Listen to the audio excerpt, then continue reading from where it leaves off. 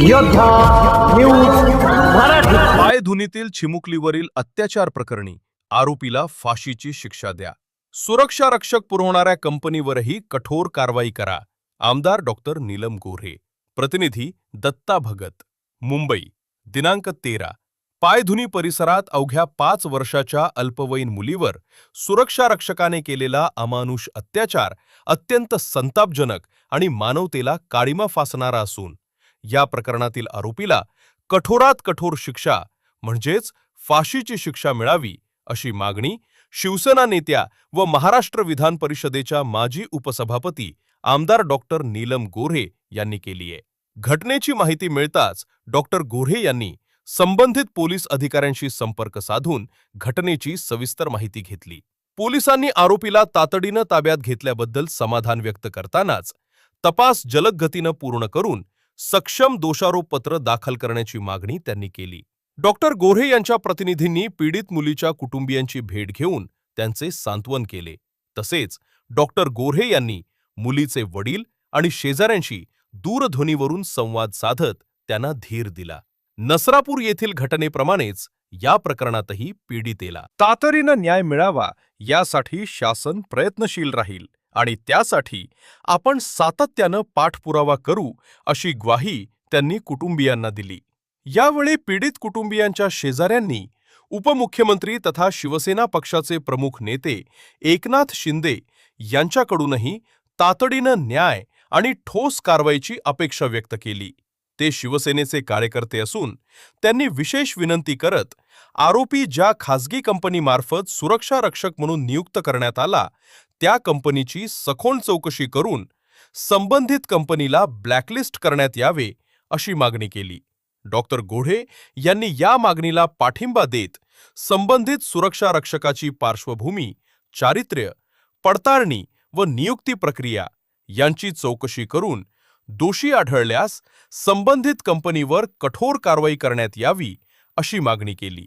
या प्रकरणाच्या अनुषंगानं डॉक्टर गोऱ्हे यांनी अप्पर पोलीस आयुक्त शैलेश बलकवडे यांच्याशी दूरध्वनीवरून संपर्क साधून पीडित मुलीला शासनाच्या मनोधैर्य योजनेचा तातडीनं लाभ मिळावा यासाठी आवश्यक कार्यवाही करण्याच्या सूचना दिल्या. तसेच प्रकरणाचा प्रभावी पाठपुरावा करण्यासाठी विशेष सरकारी वकिलाची नियुक्ती, पीडित मुलीचे व तिच्या कुटुंबियांचे तातडीनं मानसिक समुपदेशन, काउन्सिलिंग सुरू करणं, तसेच तपास जलद गतीनं पूर्ण करून आरोपीला कठोर शिक्षा होण्यासाठी आवश्यक ती सर्व कायदेशीर कार्यवाही करण्याबाबतही त्यांनी सूचना दिले.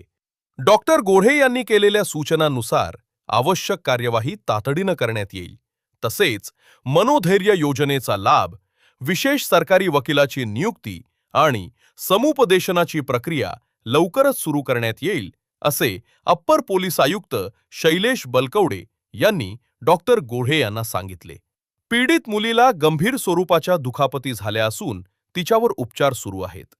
ती लवकर बरी व्हावी, तिचे शिक्षण खंडित होऊ नये आणि कुटुंबाला आवश्यक ती सर्व शासकीय मदत मिळावी यासाठी शिवसेना व स्त्री आधार केंद्राच्या माध्यमातून सातत्यानं प्रयत्न केले जातील असेही डॉक्टर गोऱ्हे यांनी सांगितले.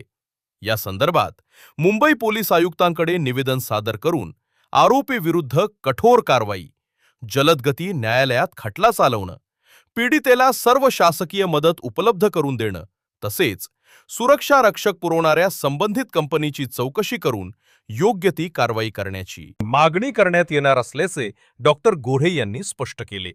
या बातमीचा आढावा घेतलाय आमचे योद्धा न्यूज मराठीचे प्रतिनिधी दत्ता भगत यांनी. आमचं लक्ष असेल असं सांगितलं. खास करून या कुटुंबियांच्या शेजाऱ्यांची अपेक्षा उपमुख्यमंत्री एकनाथजी शिंदे यांच्याकडून आहे. ते कार्यकर्तेही आमच्या पक्षाचे आहेत आणि त्यांनी विनंती केलेली आहे की हा जो वॉचमन ज्या कंपनी म्हणून आलेला होता त्या कंपनीवरती सुद्धा कारवाई करून त्यांना ब्लॅकलिस्ट केलं पाहिजे. कारण त्यांनी त्याचं कॅरेक्टर सर्टिफिकेट वगैरे कुठलं न घेता कामावर पाठवलं आणि अशा प्रकारनी दुर्दैवी घटना घडलेली आहे. या मुलीचं शिक्षण पुढे चालू राहावं आणि त्याचबरोबर ती लवकर बरी व्हावी या दृष्टिकोनातून मी शिवसेनेचे आमदार आणि स्त्री आधार केंद्राचे अध्यक्ष या नात्याने सातत्याने प्रयत्न करणार आहे आणि यांच्या कुटुंबियांच्या बरोबर आपण सगळे आहोत आणि म्हणून मुख्यमंत्री देवेंद्र फडणवीस, उपमुख्यमंत्री एकनाथ शिंदे आणि उपमुख्यमंत्री सुनेत्रा पवार यांनी जसं नसरापूरच्या केसबद्दल तातडीने भूमिका घेतली तशी याबद्दलही भूमिका घ्यावी असं निवेदन मी तिघांना तसंच मुंबई पोलीस आयुक्तांना देत आहे. योद्धा न्यूज मराठीचा संपादक नारायण मनोहर सूर्यवंशी. रोजच्या खात्रीशीर बातम्यांसाठी पाहत रहा आमचे न्यूज चॅनल. आजच सबस्क्राईब करा, व्हिडिओला लाईक करा आणि शेअर करा. धन्यवाद.